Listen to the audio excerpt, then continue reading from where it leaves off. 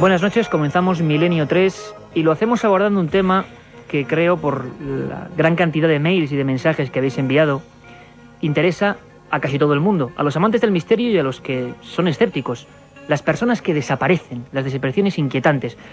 Si recordáis, lo hicimos hace unos meses, estuvo aquí José María Seara, estuvieron los investigadores policiales que en nuestro país se encargan de estudiar cada uno de esos casos. Personas que se esfumaron, que no dejaron ni rastro. Hipótesis muchas, desde luego, soluciones parece que ninguna. Pero hoy, en Milenio 3, vamos a enfocar el asunto de una forma distinta. Lo vamos a hacer yéndonos, dando un giro hacia el cine, hacia el celuloide. Ha habido una película que nos ha llamado muchísimo la atención. La película es Nos miran, la dirige Norberto López Amado y ahora mismo está en los cines de toda España. Y hay que decir que ayer, cuando estábamos observando detenidamente este magnífico largometraje, pues se nos ponían los vellos de punta. Y era así porque trataba el tema con una óptica nunca antes realizada, nunca antes elaborada. Daba explicaciones, o al menos sugería historias, que hoy nos van a contar aquí los propios protagonistas.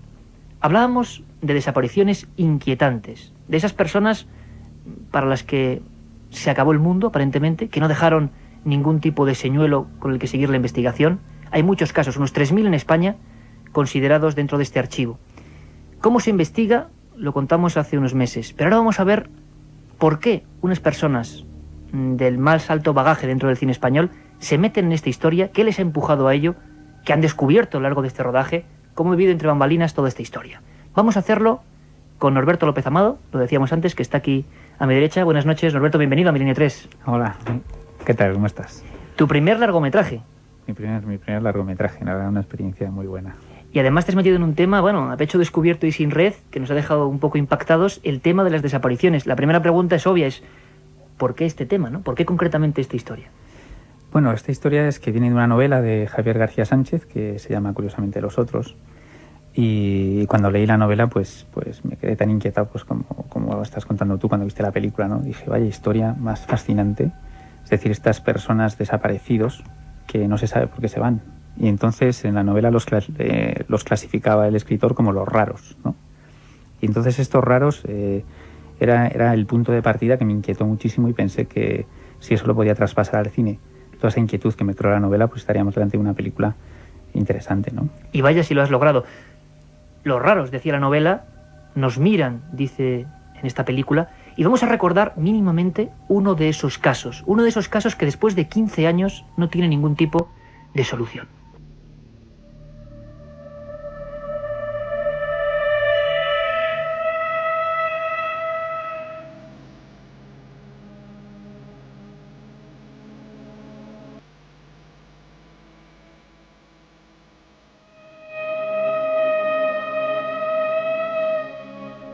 David Guerrero Guevara, 13 años, desapareció el 4 de abril de 1987 en el barrio malacitano 25 años de paz. Se esfumó ante una parada de autobús en la que había varias personas esperando. Iba por la acera, con una mochila. Varios vecinos lo observaban desde las ventanas de los bloques. No se le acercó nadie, ningún coche, ningún individuo sospechoso. Simplemente desapareció. En 15 años no ha habido una sola pista.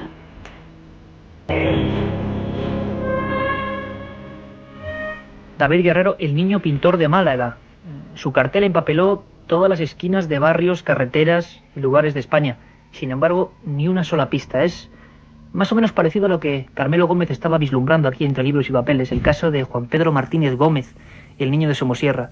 Recordaréis mucho, si nos seguís desde junio, que tuvimos aquí a los principales protagonistas de aquella investigación. Un niño que entre su padre y su madre, en el habitáculo tan pequeño como puede ser una cabina de un camión accidentado, desaparece. No hay un pelo, un rastro, una gota de sangre. Don Carmelo Gómez, hay que decir que en Milenio 3 tenemos debilidad por este magnífico actor. Le hemos visto, bueno, Días contados, Territorio Comanche, El portero, El perro del hortelano, mil cosas, ¿no? Sería absurdo hacer una biografía ahora mismo de él, todo el mundo le conoce. Y ahora encarna a un policía en Nos miran. Es un caso muy ceñido a la realidad, además, que se mete, se sugestiona y se mete a fondo en estos casos de desaparecidos. Carmelo, buenas noches. Hola, buenas noches. Bueno, ¿qué experiencia esa del papel del policía que se mete a fondo en esta historia? ¿Cómo ha sido para ti vivirla? Pues yo la vivía al principio con un gran escepticismo, como tú bien dices muchas veces, porque los profanos sobre este tema, vosotros dos sois dos amantes del mundo del más allá, ¿no? Yo solamente soy amante de la inquietud que me produce la muerte, que me parece que es el gran absurdo, y también pensando muchas veces que nuestro cerebro tiene un poder tan absolutamente total, que el día que lo utilicemos en su medida, es posible que veamos una realidad paralela a la nuestra, que convive con nosotros, y ya no nos parezca todo tan extraño, ¿no? Pero yo todo esto ni lo sabía ni me lo planteaba cuando empezaba con el personaje. Y me fui a ver a la policía para que me dijesen qué pasaba con los desaparecidos. Y son simples carpetazos de asuntos que se han perdido pistas y que ellos no pueden nunca evocar a otras razones que no sea la razón, es decir, que la lógica. Y una vez que ya no se sabe nada, se cierra el caso y queda caso cerrado. Que esto es un poco como arranca la película de Nos miran de Norberto. Fíjate que a la gente le impresiona mucho cuando de vez en cuando en la prensa salen estos carteles, estas imágenes, esa gente que parece que nos miran precisamente desde otro lado, que se han quedado ahí perdidos, que no hay información sobre ellos. Aquí teníamos en este programa hace un tiempo a José María Seara, el encargado de la investigación policial en España de los casos de desapariciones inquietantes. Y esto es lo que nos contaba. En un 98-99% sí, solo hay un 1 por 1000 de las que denominamos desapariciones inquietantes. Esas desapariciones que tardan años y años sin que la víctima del delito o la víctima de un hecho fortuito, o de un accidente o de una catástrofe, pues no aparezca, pero normalmente suelen aparecer de tarde o temprano, casi todo, sobre todo cuando se trata de adolescentes o menores. Casi todos suelen aparecer, pero hay un mínimo porcentaje que se resiste. Esos archivos que Carmelo ve en la película, hay una escena que es tremenda, que es cuando, ya metido en su investigación, otro compañero policía entra en el despacho, se abre la puerta de par en par y es una habitación así un poco como angosta, llena de fotografías muy parecidas, incluso imagino que algunas de gente desaparecida. Norberto, tú, cuando te enganchas a esta historia, cuando conviertes esto en una película, ¿hubo algún caso en concreto que a ti te llamara la atención o habías escuchado algo, algún caso en especial que te motivase más que otros? No, en concreto ninguno, o sea, pero lo que sí me motivaba era el tema. Es que realmente el tema de las desapariciones siempre me ha provocado pues mucha inquietud.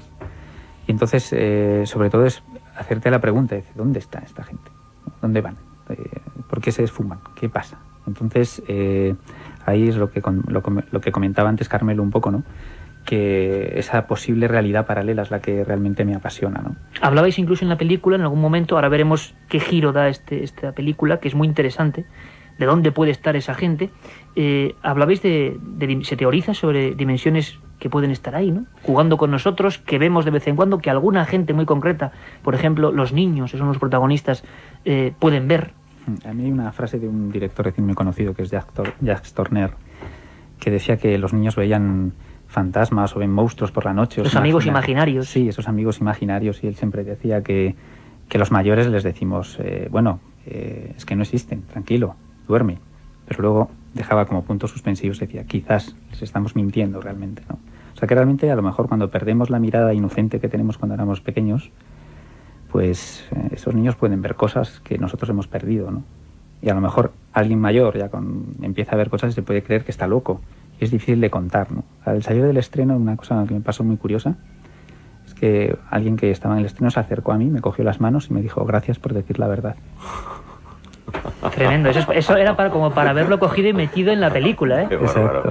Hay un papel también intrigante, ¿no? Que es ese policía que ha quedado malherido, Carra Lejalde, que solo repite, nos miran, porque es uno de los que ha estado investigando y vislumbrando esa extraña realidad, que es que los desaparecidos quedan como enganchados en otro universo y se llegan a aparecer. Tu papel, Carmelo, aparte de que yo creo que haces un esfuerzo ahí tremendo, hay unas partes, sobre todo hacia el final, en que se ve perfectamente cómo una persona puede perder incluso la noción de la realidad, encerrarse en una historia. ¿Te llegó a ocurrir? Hombre, no a ese nivel, ¿no? Pero imagino que, y nosotros somos profanos desde luego, los actores cuando estudiáis un papel, los buenos actores, como tú, te metes a fondo e intentas comprenderlo. ¿Te ocurrió algo parecido? Es decir, empezaba a picarte ese gusanillo, empezaste a preguntarte cosas que nunca te habías preguntado. Claro, sí, y cosas, generalmente, más que nunca te has preguntado, yo creo que nos estamos preguntando constantemente sobre todo esto a lo largo de la vida. Y no sé si porque lo necesitamos o porque sospechamos que algo falta en la maquinaria para que todo ande. Yo lo que pasa es que siempre he tenido mucho miedo a la verdad. Si es que hay una verdad que yo desconozco. Y siempre he hecho cuando hemos empezado así a hacer alguna Ouija o alguna cosa de esta de por la noche con los amigos, yo me levantaba y he dicho, no, para parar esta historia me duele la cabeza. Y la cabeza se me ponía a estallar. Y siempre lo he dejado, nunca he querido saber nada, pero yo creo que es porque soy un cobarde integral. Eso como le pasa a una gente, no lo de cobarde, por supuesto, pero la gente que incluso, por ejemplo, en estos temas tiene un miedo tremendo, un respeto. Es el caso de nuestra productora Katia Rocha, parte del equipo junto con Carlos Barroso y Carmen Porter, que hay gente que realmente tiene, bueno, un muro defensivo porque estos temas pueden ser muy inquietantes para algunas personas. ¿Tú te preguntaste en alguna ocasión a lo largo de la película, Carmelo, dónde podía estar esta gente? Si realmente podía haber algún viso de realidad de lo que era el guión, es decir, que esta gente se quede como atrapada entre dos mundos. Yo le creía mucho a Norberto cuando me hablaba de todo esto. Norberto nos hablaba en algún momento, Norberto es el director, sigo repitiendo, nosotros le llamamos Tito. Nos explicaba que hay distintos estados de muertos, es decir, que no han muerto del todo, que siguen acompañándonos. Quizá porque nuestro recuerdo es más poderoso de lo que creemos nosotros y somos capaces de evocar a nuestros seres queridos. Y eso les hace inmortales, por otro lado, que es la obsesión que siempre tienen nuestros padres porque el apellido continúe, pero realmente es por ser recordados. A mí todo esto me inquietaba mucho cuando me hablaba Tito de este tema. Pero me dejaba solo en casa y yo el único problema que tenía era con los espejos. Es decir, que yo no quería cruzarme por donde había espejos, también por el carácter de la película, pero me resistía a creer. Es decir, ha habido una lucha en mí como Carmelo que yo tenía que superar para llegar al personaje que tenía que hacer, que es que yo creo que el personaje termina viendo cuando descubre su infancia. O sea, de niño sí veía lo que de mayor negaba. Y esta es la clave del personaje que le distanciaba de mí y ya me relajé. Pero yo tengo una casa bastante, bueno, llena de cristales y por las noches es todo un puro espejo. Y hay veces que uno tiene la sensación de que algo a tu lado se mueve. Puede ser una planta o puede ser yo qué sé, la luz que te ha dado en la cara, miras a lo oscuro y hay una silueta. Pero, ¿y si no es así, no? Es decir, sí es verdad que me lo he preguntado, pero nunca he querido llegar al fondo de la cuestión. Pues quédense todos los oyentes de Milenio 3 con esta cuestión, la de los espejos. Volvemos en un momento. La otra realidad. Milenio 3. En la cadena SER. Oiga, por favor, ¿el realizador del spot de Bacardi 5? Sí, soy yo, queda bien, le gusta, ¿eh? Sí, lo hemos estado visionando, está bien. Dice usted Bacardi 5, dice usted que es un ron oscuro, que es distinto al normal. Queda muy bien, yo creo. Dice lo de añejado al menos durante 5 años en barrica de roble americano. Contrapuntos, está bien. Vamos de la cámara arriba, Está muy bonito. bien. Ahora una sola cosa, que Sí. en vez de salir la botella de Bacardi 5, sacaste una lata de tomate. Pero es que mi mujer tiene un supermercado y digo, pues aquí le damos salida. Ya, pues es que no es lo mismo, ¿eh? Pero iluminado bien, ¿no? Sí, no, la iluminación está Eso es lo correcta. importante. Bacardi 5. El ron añejo que no te esperabas. Aparte de gozosos, dolorosos, gloriosos, los misterios de la Iglesia son sorprendentes e inexplicables. La periodista Carmen Porter te ayuda a desvelarlos en Misterios de la Iglesia, una obra que saca a la luz los episodios más impactantes del fenómeno religioso. Exorcismos, apariciones, cuerpos incorruptos, estigmas. Misterios de la Iglesia, de Carmen Porter, publicado por Editorial Edad. La otra realidad. Fenómenos extraños. Misterios sin resolver. Milenio 3. En la SER. Aquí a los mandos Juan Aranaz, llevando esta nave de comunicación y misterio a todas las emisoras de la cadena SER. Hablábamos de muchas cosas, hablábamos de los espejos, hablábamos de historias francamente inquietantes. Hay casos incluso, y pido mucha atención, que es que casi se acercan a lo imposible. Desapariciones como la de Somosierra, un niño de un camión. Mucha gente nos escribe y decía, bueno, eso es imposible de superar, ¿no? No puede haber nada más. Pues puede haber casos, ocurridos incluso más cerca en el tiempo, investigados por la Guardia Civil y Policía Judicial, que todavía dan una vuelta de tuerca.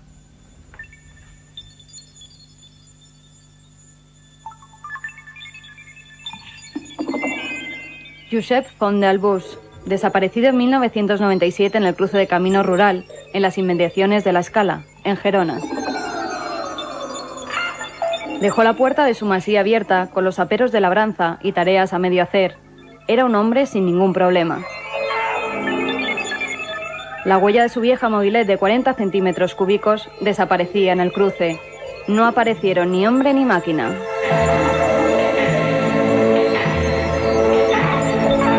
No apareció absolutamente nada de Josep Font d'Albons, uno de los últimos casos que han ido a engrosar ese inmenso archivo de las desapariciones inquietantes de las que hoy estamos hablando, con este enfoque distinto, amparándonos en la buena película de Norberto López Amado, Nos miran. Norberto, la verdad es que uno observa estos casos y muchos piensan que son dignos de la ficción, pero están ahí, y como decía Carmelo, lo que más puede inquietarle a alguien que se acerca a este mundo es que son casos donde pone caso cerrado. Es decir, ya no hay investigación, no se puede llegar a ninguna pista. La mayoría de los casos, evidentemente, se resuelven. La policía es muy eficiente en este tipo de temas, pero hay un porcentaje que no. Tú das una posibilidad, hablábamos antes de los espejos. No quiero dejar esa posibilidad, porque en tu película, si hay algo que nos ha gustado realmente, es que combinas un montón de elementos del mundo del misterio, que están ahí un poco olvidados, y concentras una trama en torno a ellos. Entonces, con el tema de los espejos, ¿qué ocurre? Cuéntanoslo tú. Pues sí, el tema de los espejos es que hay la posibilidad de que podamos ver cosas más allá de lo que o sea, que reflejen una realidad diferente a la que realmente vemos, ¿no? Y entonces, para mí siempre los espejos siempre han sido inquietantes, ¿no? Y entonces, en la película en concreto, los espejos, los reflejos, cualquier lugar donde tú te puedas ver reflejado, es una especie de superficie muy idónea para poder llegar a ver cosas que a lo mejor están ahí, que por los sentidos no ves, pero que de repente sí que te pueden afectar, inquietar, ¿no? Entonces el tema de los espejos para mí en la película es una de las claves, ¿no? En la película y en la realidad, en la absoluta historia, hace cientos de años se consideraba los espejos como algo a veces casi diabólico, ignoto, donde aparecían cosas que no se sabía muy bien qué eran. El tema de los espejos se ha tratado en la película de una forma tremenda, porque muchos de los supuestamente desaparecidos, vamos a llamarlo así, surgen. Pero tampoco queremos desentrañar la magia, ¿no?, de la película. Lo que sí vamos a hacer es transportarnos un poco en el tiempo y saber qué opinaban, por ejemplo, los etruscos, los cartagineses, en la Edad Media, qué ocurría con ese elemento que todavía nos produce, ¿verdad?, esa inquietud, los espejos.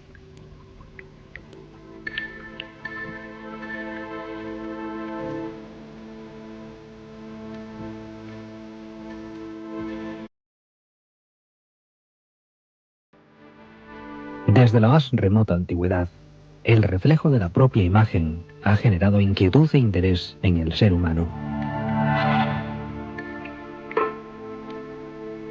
Los etruscos y los cartagineses dejaron crónicas en arcilla de supuestas apariciones que se asomaban tras el cristal.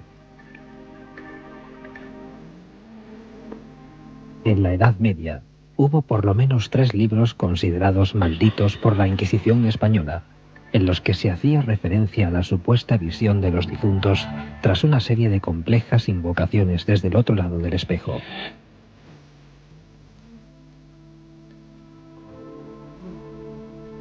A día de hoy, la moderna psiquiatría, dentro de las denominadas visiones complejas, describe la supresión de la propia imagen sobre el reflejo e incluso la aparición de figuras antropomorfas que el testigo integra en su mundo real.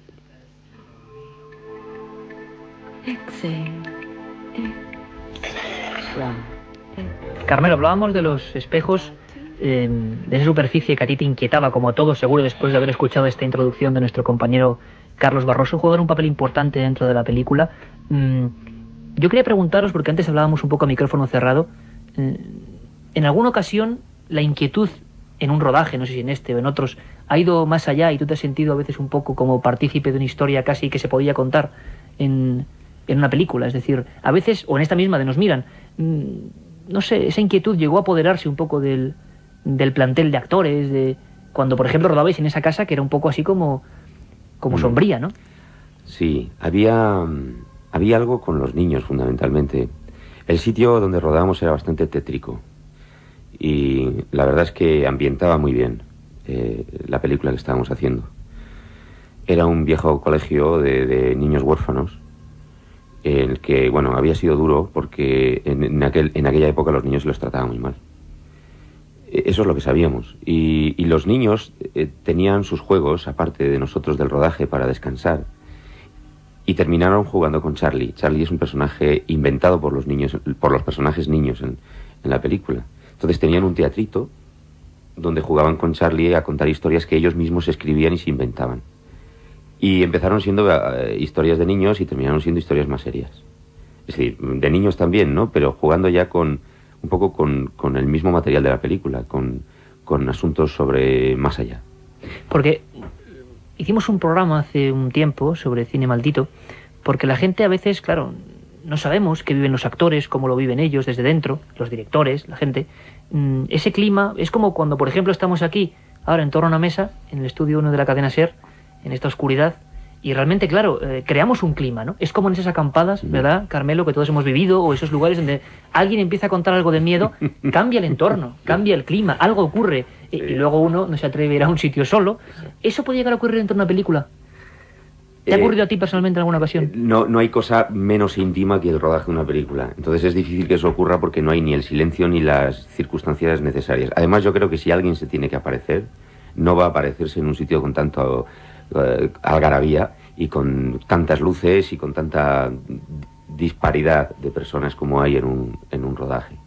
Pero todo eso que tú dices de la tienda de campaña en el campo y todo eso, claro, todo eso es absolutamente propicio porque se produce este estado de intimidad necesario para poder dar un paso más allá, ¿no?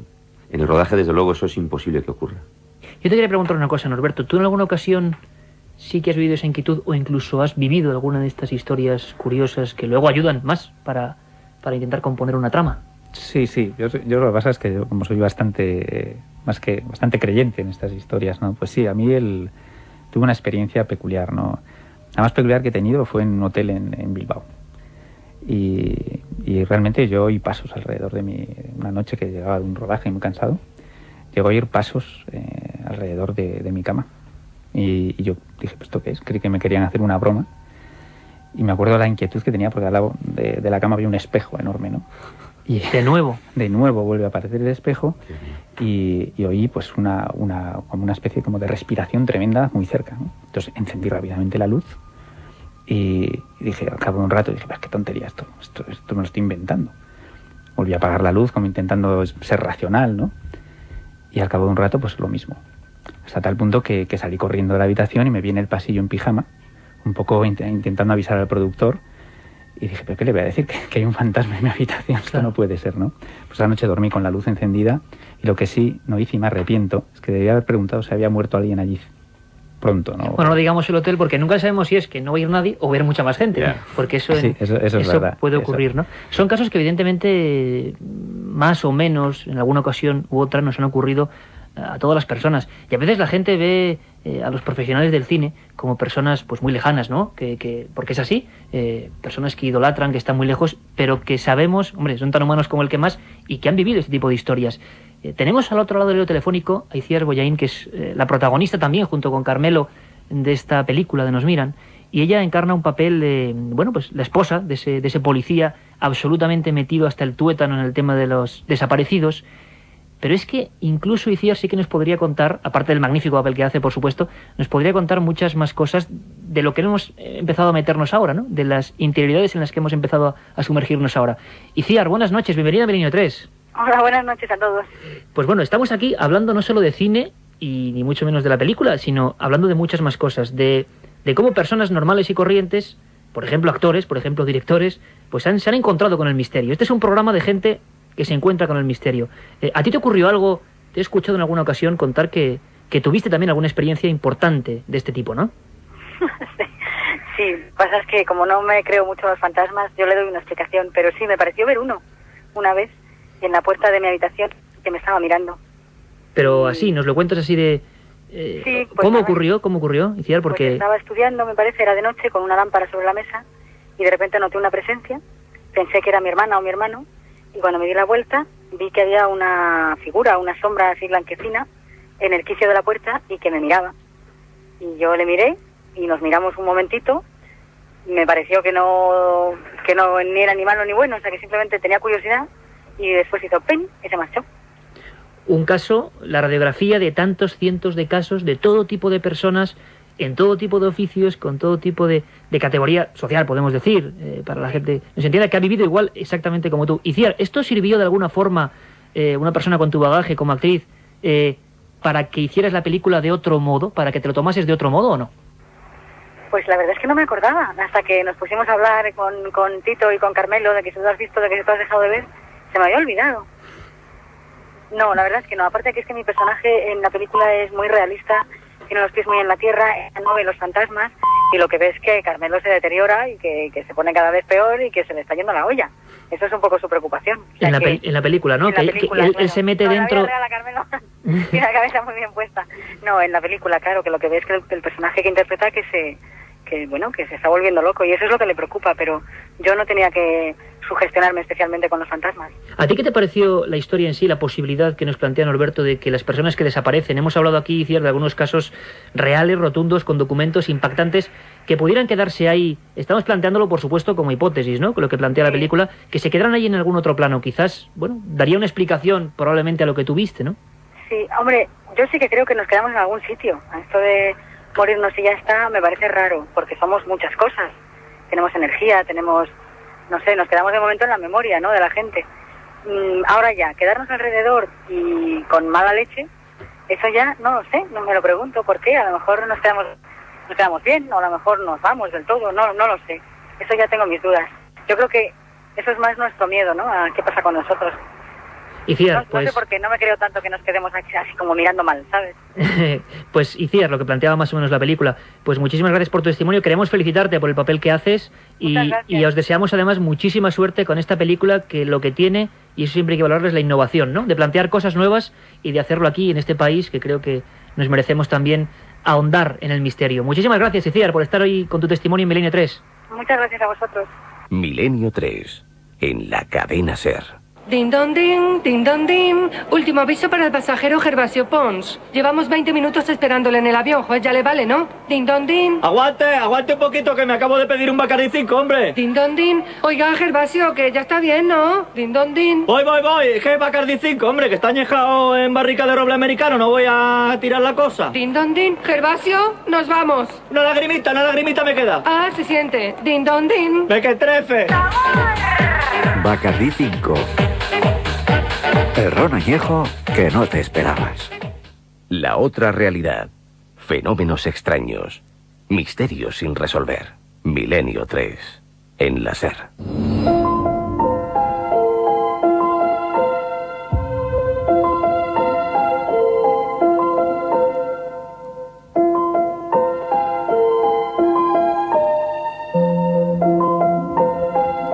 Bueno, pues esta es la banda sonora, inquietante como la película en sí, de Nos Miran, que recomendamos porque nos ha gustado su planteamiento de abordar un tema absolutamente tabú a nivel policial, absolutamente tabú pues a muchos niveles. Hace poco yo hablaba con algunas personas responsables del Grupo 20 para una investigación que realicé, y era terrible, porque es cierto que cuando los casos llegan a un límite, a un momento límite, ya no hay más investigaciones, ya no se puede investigar más. Yo recordaba, y tenía por aquí encima, tenemos un montón de papeles, de libros, de documentos, casos como los de Juan José Sánchez Barco, que podía ser perfectamente el protagonista, el caso que hace que se inicie esta película de Norberto López Amado. Es un empresario, en este caso él vive en una zona cercana a Madrid, en la periferia, en Leganés. Es uno de tantos casos, de estos 3.000 casos. Él baja a por su coche, el coche está pues prácticamente con la puerta abierta, deja todos los documentos en casa, no tiene ni el más mínimo problema, las investigaciones empiezan a cernirse sobre este asunto y nada. Nadie lo ha secuestrado, nadie pide un rescate, no se ha encontrado cadáver. A veces nos parece que, bueno, que los cadáveres es muy fácil esconderlos, pero desde luego que no es así. Las investigaciones, por eso, llegan a un fin la mayoría de las veces. Hay casos en que no. Y el caso de Juan José Sánchez Barco, como muchos otros, es hoy una carpeta vieja, enmohecida, encima de una pila de carpetas como la suya, con historias que, pues no se sabe dónde están, lo que ocurre con ellas, ni si algún día, que por supuesto aquí planteamos también esa hipótesis, volverán, ¿no? Ojalá todos estos casos se resuelvan lo más rápidamente posible. Carmelo, hablábamos antes de lo que pasa en un rodaje de un montón de gente. Yo recuerdo que tuvimos aquí a uno de esos míticos actores de los 70, esa época en la que en España se hacía mucho terror, Paul Naschy, sí, yo lo he conocido. Sebastián Darboux, personajes ahí realmente auténticos que hicieron ahora, creo que ahora más en Sitges se recuerda. Siempre hizo el hombre lobo. El hombre lobo, sí. Frankenstein. Nos contaba de algunos casos extraños, incluso vividos en algunas películas que ellos pudieron ver y que generaron mitos como el del exorcista, que lo planteamos aquí en Milenio 3 y causó mucha impresión, ¿no? Cámaras, fallecidos, algún que otro productor que también, además muertes, parecía el guión de aquella película también misteriosa, La Profecía, ¿no? Donde la gente iba muriendo de una forma inexplicable, pero esto pasó absolutamente de verdad, absolutamente en la realidad. Hablábamos antes de los niños, son unos personajes también inquietantes dentro del mundo del misterio.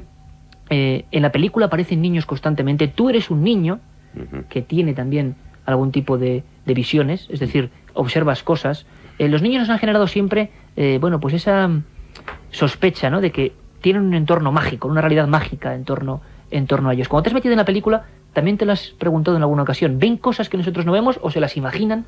¿Y cuál es la diferencia? Es que para mí esa es la clave de la cuestión de lo que además a mí me interesa más de la película, fundamentalmente. Es decir, qué pasa con la infancia, con el mundo de la imaginación, y qué pasa con esa infancia olvidada a la fuerza, bien por miedo, como puede ser mi caso. O sea, yo no recuerdo nada y posiblemente sea porque lo he borrado, y de que me haya pasado nada.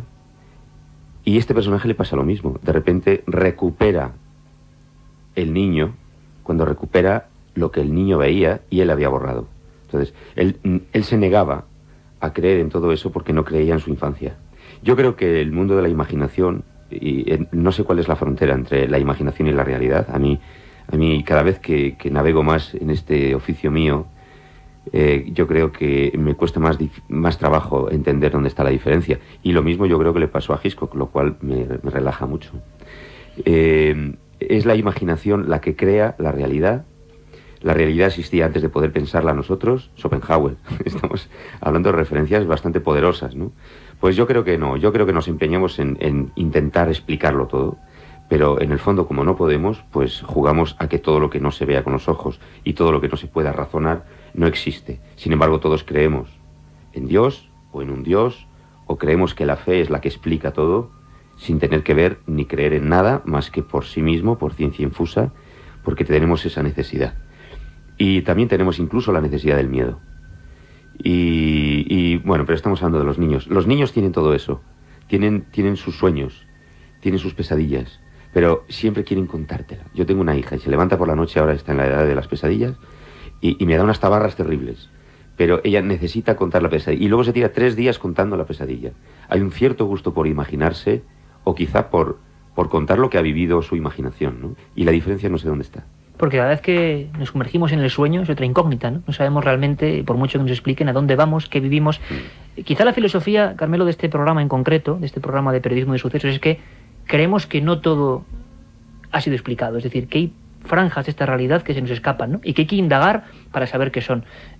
Norberto, hay una pregunta que me gustaría hacerte, y es ¿por qué hablábamos al principio de que las pantallas, de repente, han vuelto a la carga, de alguna forma, de un espacio de esta parte, con temas que van de lleno al misterio y con éxitos que desde luego auguramos y os deseamos, de taquilla impresionante? Es decir, la gente ha acudido a ver esto. Una de las películas de las que hablaremos, bueno, del tema que hablaremos, que todavía hay mucha tela de cortar, es Señales, los famosos círculos de Inglaterra y de otros muchos sitios. Algunos fueron fraudulentos, otros parece que no. Cinematográficamente o sociológicamente, tú como director de cine, ¿hay alguna explicación para esto? ¿Por qué las pantallas? Además creo que vienen nuevas, he visto también películas tocando el tema del puro y duro del misterio. ¿Tiene alguna explicación esto a día de hoy en este nuevo milenio? Yo creo que sí, ¿eh? Yo creo que hay una necesidad de espiritualidad. Y no sé si he leído hoy en el periódico que Wim Wenders decía que el cine era que sustituía el hecho de ir a misa o el punto de vista religioso. Es decir, yo creo que sí, que hay mucha gente que busca respuestas en el cine. Y yo creo que el cine pues tiene una oportunidad realmente de oro para realmente intentar abrir puertas o intentar plantear cuestiones que muchas veces pues son tabús y que no quieren ser planteadas, ¿no? Entonces yo creo que sí, que ahora actualmente hay como una especie de vuelta a un cine espiritual que se había perdido y a un cine que quiere indagar en misterios que la gente está necesitada y que realmente quiere saber y que quiere ver, ¿eh? Y aquí en este país que apoyamos al cine español va a haber también ese vuelco, aparte de vuestra película, de otras. ¿Tú crees que va a prolongarse? Yo creo que sí.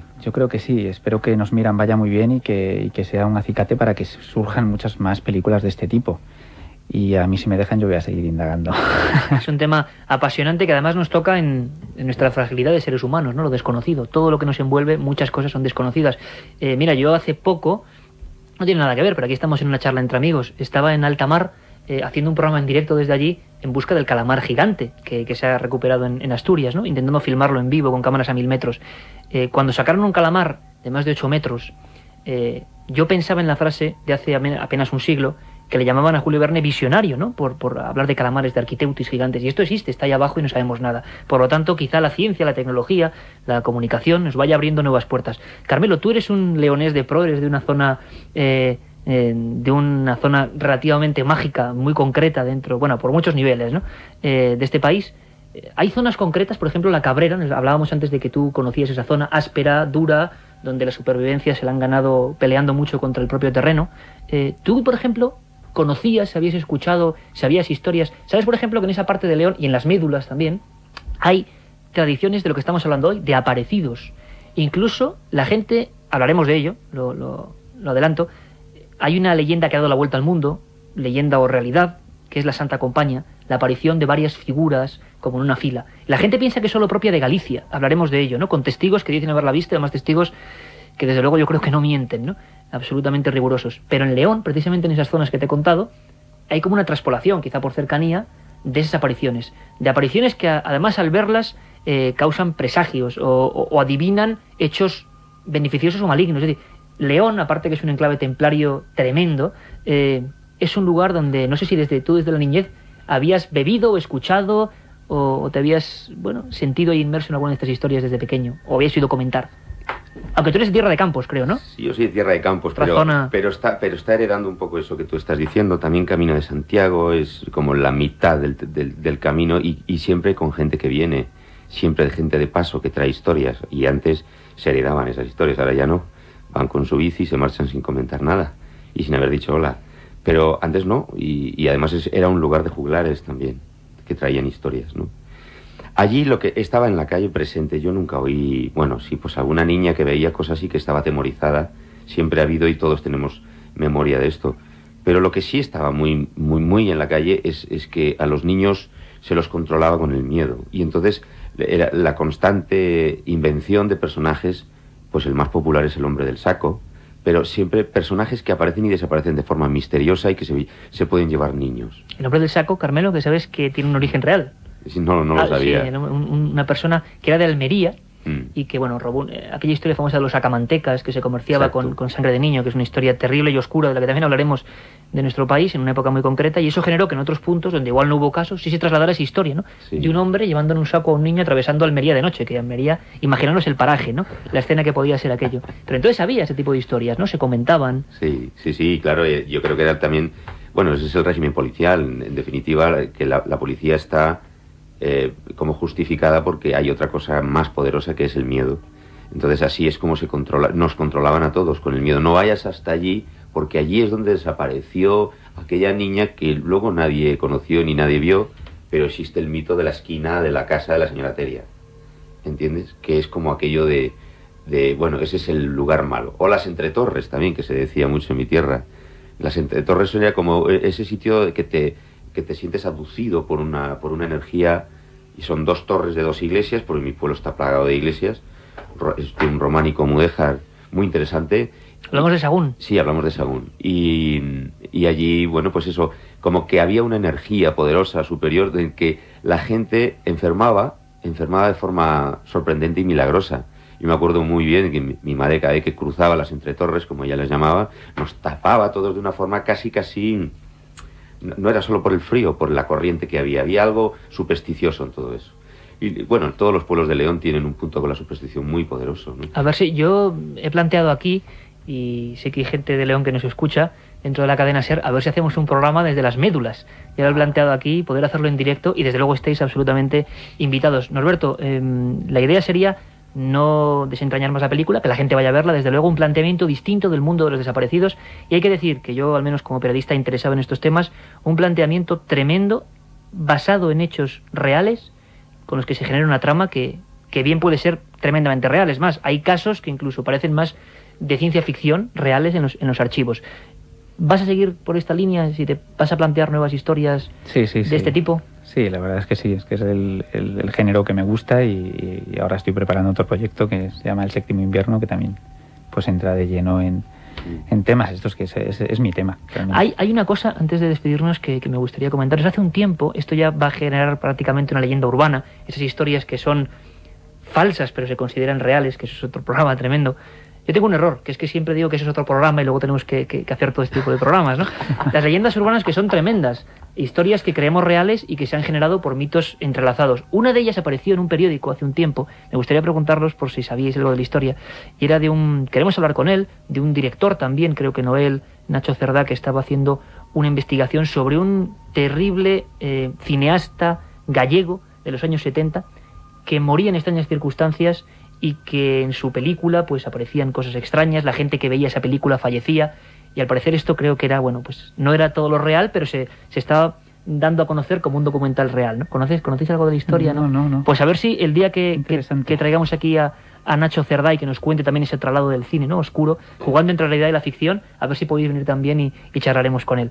Por supuesto que seguirás entonces en el mundo del misterio. ¿Te tenemos aquí ya como compañero entonces? Totalmente, espero, vamos, totalmente, contar conmigo de lleno, vamos. Norberto, pues muchísimas gracias por haber estado aquí en Milenio 3. Gracias. Te agradecemos mucho la visita. Suerte con esa película, con Nos Miran, que desde luego ha cogido el toro por los cuernos, en el buen sentido, y se ha metido en un tema que no todos se meten, ¿eh? El tema de las desapariciones en España. Don Carmelo, te repito que somos admiradores desde hace muchos años de tu labor. La encarnación que haces del policía es que es clavada a auténticos policías que yo he podido conocer, que se han metido quizá incluso demasiado a fondo, ¿no? Que han dado un paso más allá y se han visto superados por el propio caso, ¿no? Y a ti, si te proponen alguna cosa de misterio de nuevo, de este tipo, vas a meterte de nuevo en el fango maravilloso del misterio. Absolutamente. ¿Te ha gustado? ¿Cómo te ha dejado la experiencia? Yo creo que he sustituido, yo tenía una fe ciega de niño, fe ciega, o sea, yo necesitaba creer en Dios para poder explicarme todo este dolor. Y de repente perdí todo eso porque me decepcionó el estamento.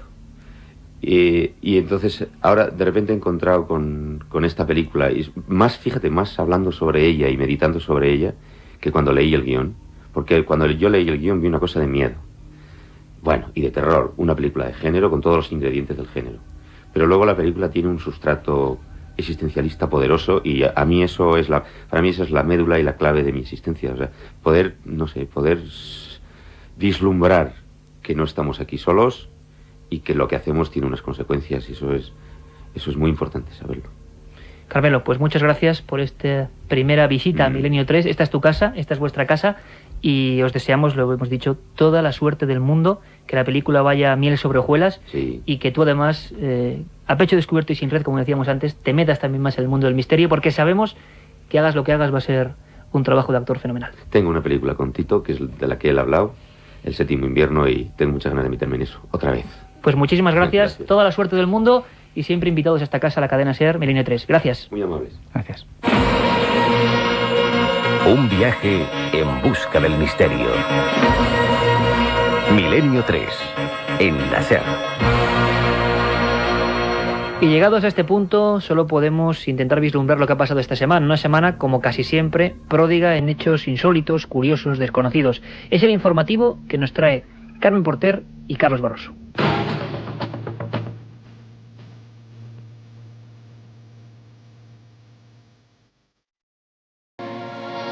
La Sábana Santa de Turín brilla de nuevo después de la restauración a la que ha sido sometida. El objetivo de estos trabajos ha sido el de garantizar la conservación del lienzo, y para ello se han seguido las indicaciones de numerosos expertos en la materia. La imagen que aparece en la Sábana Santa se observa ahora con mayor claridad gracias a que se han retirado parches y telas que habían sido cosidas al lienzo hace aproximadamente 500 años por las hermanas clarisas de Chambéry, en Francia, tras el incendio que dañó el sudario en 1534. Ahora les contamos más detalles. Antes avanzamos otras noticias de interés con la ayuda de Carmen Porter. Descubierta una nueva puerta en la pirámide de Keops. El chupacabras ataca en Puerto Rico. España tendrá un centro avanzado para investigar vida extraterrestre. La síndone de Turín resplandece de nuevo después de haber sido sometida a una profunda restauración durante los meses de junio y julio. Un equipo de expertos ha trabajado a conciencia para devolver a la Sábana Santa, que según la tradición envolvió el cuerpo de Cristo después de ser crucificado, el aspecto que tenía antes de los daños sufridos en el incendio que le afectó en 1534. Corresponsal en Italia, Joan Solés. Saludos, ¿qué tal? La Sábana Santa, o sudario o sindone, presentaba 30 parches cosidos desde que fuera recuperada de un incendio cuando era propiedad de los Saboya en el siglo XV. Ahora se ha restaurado y se han eliminado además las partículas de polvo, los detritos acumulados en varios siglos, y se protege en una urna de la Catedral de Turín con un constante control de la temperatura y de la humedad para garantizar así una perfecta conservación. La imagen invertida, similar a un negativo fotográfico de un hombre en perspectiva frontal de una altura de 1,78 metros, con signos de heridas como las de Jesucristo crucificado, según describen los evangelios, se reconoce ahora con mayor claridad. Siguen en la oscuridad el origen del tejido y la aparición de la misteriosa imagen por la que se han enfrentado los científicos, divididos entre quienes creen que es del siglo XIII, según datación del carbono 14 y quienes consideran que en la época medieval era imposible que un artista realizara una imagen al negativo. En 1978 se localizaron restos de sangre, pero ninguna de las pruebas realizadas hasta hoy ha ofrecido una explicación definitiva del misterioso lienzo. Un equipo de arqueólogos egipcios ha descubierto una nueva puerta en un pasadizo sin explorar de la Gran Pirámide. El hallazgo se produce solo días después de que medio mundo contemplara a través de la pequeña pantalla la exploración de una pequeña cámara robotizada a través de estrechos pasillos en la pirámide de Keops. Se trata de una nueva puerta que, al igual que la primera, descubierta por Gantenbrink, posee unos pomos de cobre y está a la misma distancia, 65 metros, que las anteriores. Según ha declarado Zahi Hawass, jefe del Consejo Supremo de Antigüedades de Egipto, los investigadores creen que encontrarán una entrada más y pedirán a la sociedad National Geographic que coopere en el descubrimiento de más misterios. Ambos pasadizos partían de una habitación situada debajo de la cámara principal de la pirámide, la cripta funeraria del faraón Keops. Puerto Rico ha revivido estos días la leyenda del chupacabras. Unas 20 aves de corral han aparecido muertas en la localidad ponceña de La Calzada, aunque las necropsias practicadas descartan que el animal agresor sea una especie conocida por el lugar. Ya son 21 los animales hallados muertos en 2 residencias del sector de La Calzada, en Puerto Rico, en extrañas circunstancias. Según la necropsia realizada en el laboratorio del Dorado, en los animales se encontró una sustancia extraña y las muertes no fueron causadas por el ataque de perros o monos. Todos los animales descubiertos hasta el momento tenían heridas en el lomo o en el cuello, en sus cuerpos no había sangre y presentaban una succión en el hígado, por lo que los vecinos creen que quien ha atacado a sus granjas es el mítico chupacabras. El declive de la civilización maya desaparecida tras su periodo de máximo esplendor está dejando de ser un misterio. Un huracán ha sacado a la luz en Guatemala una serie de jeroglíficos que apuntan a una impresionante guerra territorial como principio del fin. Las piedras de la selva de Petán cuentan la historia de una lucha entre 2 hermanos que pudo desencadenar el fin del imperio. Se trata de la historia de la fundación de 2 Pilas en el año 629 como colonia de Tikal. Los jeroglíficos indican que el imperio maya desapareció por completo de una forma traumática, pero no a causa de un fenómeno natural violento, sino, como revelan las piedras, por la traición de un hombre que fue rey, pero se vendió al enemigo y terminó asesinando a su propio hermano. Y les contamos ya de forma breve otras noticias de interés. En noviembre se inaugurará en España un centro avanzado para investigar el origen de la vida y la posible existencia de vida extraterrestre. Juan Pérez Mercader, director de este nuevo centro ubicado en Torrejón de Ardoz y vinculado al Instituto de Técnica Aeroespacial y al Consejo Superior de Investigaciones Científicas, aseguró que será el primer centro en el mundo que combine todas las disciplinas científicas que tienen que ver con la vida en otros planetas.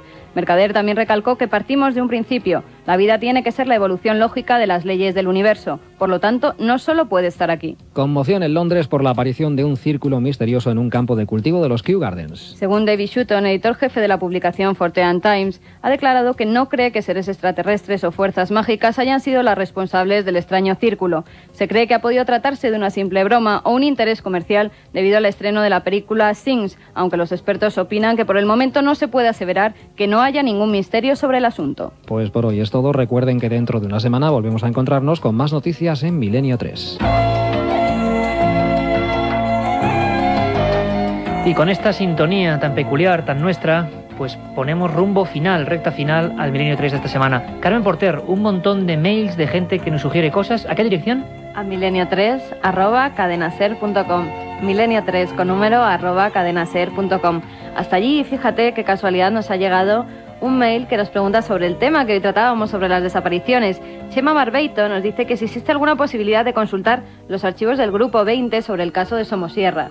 Bueno, pues sí, fíjate qué casualidad, como tú dices, Carmen, que hoy precisamente hemos tocado ese tema. Ya lo hicimos en el 4º o 5º programa, hablamos de desapariciones misteriosas. Lo que pasa es que el caso del niño de Somosierra deja muchos frentes abiertos. Volveremos a retomarlo. Es la única forma de contar todo el misterio de, recordad, la desaparición más extraña de Europa, no solo de España, de Europa. David nos dice que es un chico de 12 años que nos lleva todo el verano escuchando junto con su familia y que le encantaría que tratáramos un programa sobre vampiros. Caramba, con David, con 12 añitos y preguntando por temas como los vampiros.